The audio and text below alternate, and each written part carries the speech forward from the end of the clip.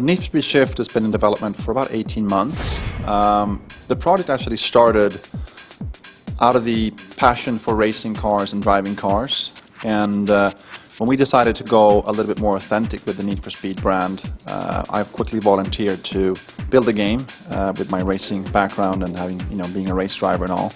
And I met with a team in London, the Slightly Mad Studios team, and they showed us a tech that we loved and that we figured we could build a pretty spectacular game based on. So we spent the first, good 6 months of development actually focusing on the core elements of a racing game, which is, how it feels to be in the car, how it feels to race and drive the car, and what happens to you when you crash, what happens to you when you brake, what happens to you when you take over or get taken over by other cars. When you play the game, that's the first thing you'll notice. Everything from the in-cockpit view to, head movement under braking or under crashing, or, camera blurring when you crash or when you go fast, so that you focus your eyesight on the road instead of on other things around you. Sound, obviously.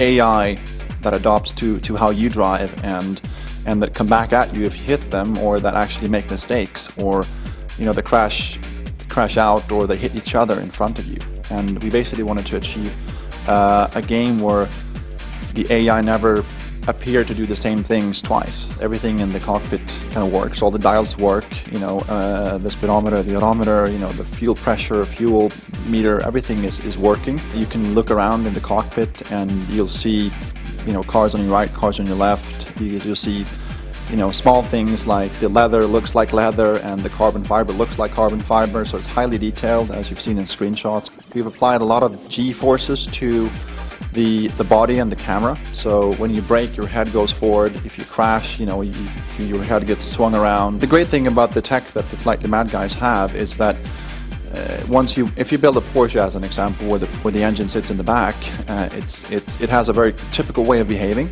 So what the guys do, they plug in a bunch of data, and then that basically tells you the engine is here, here's the distance between the wheels, the weight is this, and the brake bias should be this, and so on. And then that's kind of the first step in the raw data. Once you have that in, you then start playing with the numbers and start, basically tuning it. And very quickly, from raw data, you can assess whether this is going to be fun or not to drive. So the underlying tech helps us to iterate on cars instead of trying to get them somewhat right. We get them somewhat right immediately, and then we can work on fine-tuning them to perfection, basically.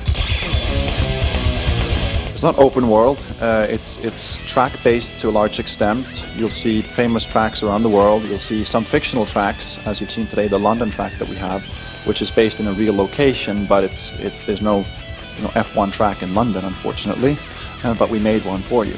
So in this particular race mode, at least, that's what we have. We have other race modes that we can't talk about today, but they will be, different types that once you see them, you realize that this is actually more than just a track-based racing game. There's a pedigree to what a Need for Speed game should be. So, like, you want to have licensed cars. There should be, obviously, tuning is in the game, basically all of them, and customization to your cars, changing body kits, changing liveries, tuning your car, putting a different engine on it, and those kinds of things. And when you see it, you'll realize that it looks better than anything in the industry today. Yeah, and then the second thing I think you notice is the driver experience and how different it actually is. It's actually hard to talk about it and not show it, but once you see that, I think that's what people are going to talk about. Need for Speed Shift is coming to Xbox 360, PS3, PC, and PSP in the fall of 2009.